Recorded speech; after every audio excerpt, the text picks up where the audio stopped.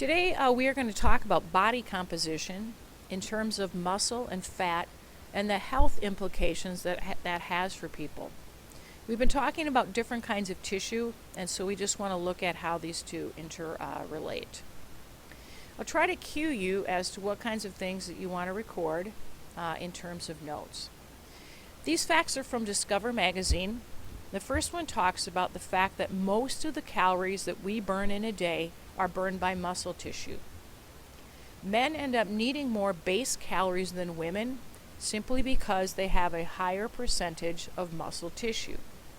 Here's a fact I'd like you to write down. Muscle tissue burns 33 calories per pound more per day than fat would. And so that's going to have an impact on people's weight. If we look at this simple conversion, if we were to convert 5 pounds of fat into muscle, what impact would that have on someone's weight? Well, since each pound of muscle burns 33 additional calories times 5 pounds, that person would need 165 more calories per day to simply maintain their weight. If we average that out then to a year by multiplying by 365, we see that that's about a 60,000 calorie difference. If we divide that by the fact that to lose or gain a pound of weight is a difference of about 3,500 calories. So by converting 5 pounds of fat to muscle, the person would either lose about 17 pounds of weight, or they could eat 17 pounds of energy, if you would, per year and not have a change in their weight. So the bottom line, converting 5 pounds of fat to muscle would result in about 17 pounds of weight loss if you ate the same amount of food. This is where aerobic energy comes in, because it too is a way to burn calories. If we take a runner who runs about 25 miles a week, we'd end up with about 1,300 miles per year. Each mile, regardless of the speed that you go at, burns about 100 calories of energy. So that 1,300 miles would take 130,000 calories per year to support in terms of energy need. That's about 37 pounds of energy that would turn into body weight, if you will. So running 1,300 miles a year means either you'd lose 37 pounds or you could eat 37 pounds worth of food. Continuing along and trying to tie this together, here is the key idea. Most people will gain weight as they age, and we blame that on decreased metabolism, as if there's nothing that we can do to control that. It's probable that most of that weight gain is due to the conversion of muscle back to fat as people age. As people get to be, statistically, I guess, over age 35, women lose about 2 pounds of muscle mass. Men lose about 3 pounds per decade. This is why there's a new emphasis on weight training as we age. The more muscle mass we have, the higher our metabolism, the less weight people would gain. There's also a role played by hormones. We really haven't sorted out specifically what those hormones are and exactly how they work, and that may be a new frontier of weight treatment discoveries. So doing the math again, working backwards now, if over the course of 10 or 15 years a person loses 5 pounds of muscle, they would potentially be gaining 17 pounds of weight. A couple other facts about fat, again from Discover magazine. Because fat tissue makes estrogen, being overweight can affect a woman's fertility and lower her chances of getting pregnant. Fat also has some really important roles, including in the brain. Your brain is about 70% fat. When kids are less than 2 years old, we want to feed them whole milk because they need that fat to have their brain develop normally. It's no secret that our country has an issue with obesity. And you can look statistically here that 66% of Americans are overweight or obese, with the obesity rate doubling between 1976 and 1999. This creates individual health problems, it creates problems for our healthcare system, it creates problems for our insurance industry. So our nation will want to address this in terms of trying to solve those problems. Probably no surprise, but people who eat regularly at restaurants double their rates of obesity. Here is my favorite meal at McDonald's, and that's way more calories than I need in any one meal. Thus, I'm going to have to ride my bike a lot if I eat that particular meal. A couple things about fat cells. Basically, this is the fact I'd want you to write down. The number of fat cells in your body remains fairly constant once you achieved adulthood. So in the average year, about 10% of your fat cells die, and the body simply replaces them. So fat cells themselves shrink and grow as we lose and gain weight. Now, if you look at these two pictures, you might think that our person on the B person here has no abdominal muscles. In fact, this person may have better abs than person A. They're simply covered up by a layer of fat. So we have basically two kinds of or locations of body fat. Here is the skin. Sub means below. Cutaneous often refers to skin, and so this is simply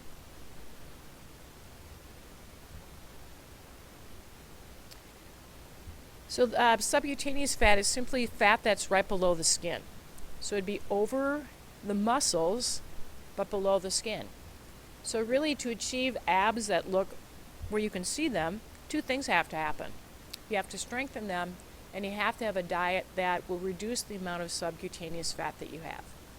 The second kind of fat is visceral, and so you should know how these two are different. Visceral fat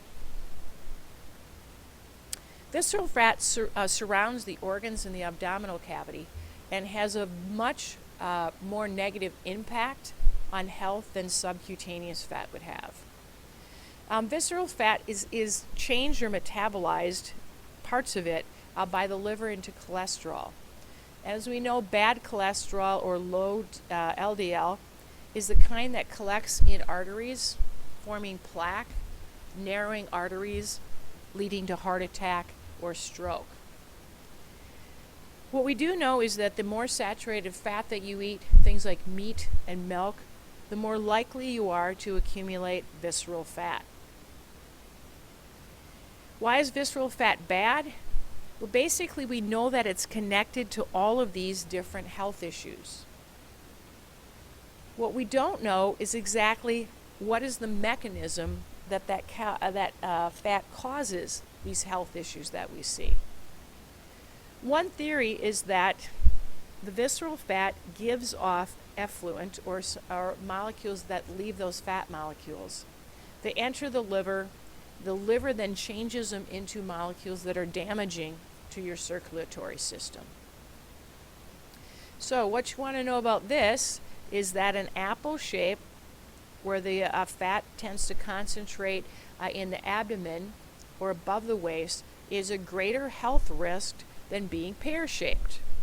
It seems that for whatever reason, either weight or fat on your hips is less active, or it's farther away from your liver and it doesn't seem to have that same impact. This is an MRI just looking at abdominal muscles, subcutaneous fat, and visceral fat here in the middle. And that puts pressure on and sort of pushes the organs aside to make room for itself. It's also possibly a factor in high blood pressure. As it presses against the vessels, you need greater pressure to get the blood through. And that's what this picture is trying to show you. So as we have extra weight, again, we sort of squish on the vessels and we need greater blood pressure. Now, looking at a last sort of topic on fat, who knew there were two colors of fat? Brown fat versus sort of yellow or white fat. Brown fat is fat that we know infants have, and that is activated when people are cold. it inefficiently burns fat then to make heat. And again, we thought as babies matured, this was replaced by muscle. And we've in fact found that to be wrong. So we have adults, you put them in a cold room wearing just shorts and a t-shirt, and you cool the room, and using a PET scan, you can see where this brown fat would be. The process of this is activated brown fat then burns white fat as fuel. And because it's really inefficient, it burns a lot of white fat and gives off a lot of heat. And as we said before, this becomes active as people are placed long-term in cool environments.